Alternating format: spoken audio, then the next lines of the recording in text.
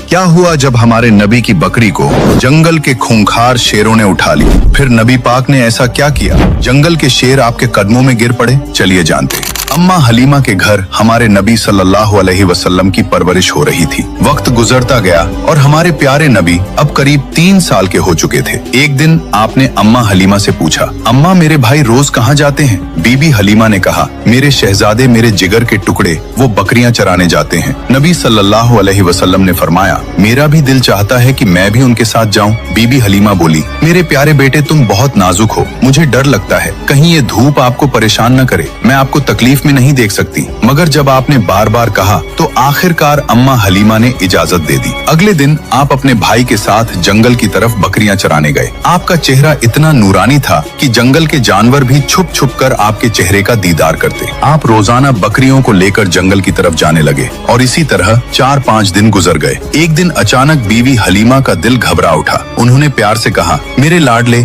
आज के बाद तुम बकरियां चराने नहीं जाओगे, मेरा दिल गवाही नहीं देता। उसी पल उनका एक बेटा दौड़ता हुआ आया और रोते रोते बोला, अम्मा हमारी एक बकरी को जंगल का बड़ा शेर उठा ले गया। ये सुनते ही बीबी हलीमा की आंखें भर आईं। तो नन्हे मोहम्मद सल्लल्लाहु अलैहि वसल्लम ने कहा, अम्मा आप रोइए मत, मैं अभी जाता हूँ और बकरी वापस ले आता हूँ। बीबी हलीमा घबरा कर बोली, बेटा तुम अभी छोटे हो, वो शेर बहुत डरावना है, अब तक बकरी को खा चुका होगा। लेकिन आपने पूरे यकीन के साथ कहा, जब मोहम्मद उससे मांगेगा तो वो इनकार नहीं करेगा। इसके बाद आप अम्मा हलीमा को साथ लेकर जंगल की तरफ चले। जंगल के बीच खड़े होकर आपने आवाज दी, ए जंगल के शेर, मेरी अम्मा की बकरी लौटा दो। कुछ ही लम्हों में झाड़ियों से 2-3 ताकतवर शेर निकले बकरी को साथ लिए हुए और आकर हुजूर सल्लल्लाहु अलैहि वसल्लम के कदमों में बैठ गए। आपने फरमाया, क्या तुम्हें मालूम नहीं कि यह मेरी अम्मा की बकरी है? फिर तुमने इसे क्यों उठाया? शेरों ने अदब से जवाब दिया, ए अल्लाह के महबूब, जब आप यहाँ आते थे हम छुप कर आपके चेहरे की रोशनी देखते थे। ऐसा हुस्न हमने कभी न देखा। जब 3 दिन तक आपका दीदार न हुआ तो हम बेचैन हो गए, तो हमने बकरी को बहाना बनाया। नबी सल्लल्लाहु अलैहि वसल्लम ने शेरों को प्यार भरी निगाह से देखा,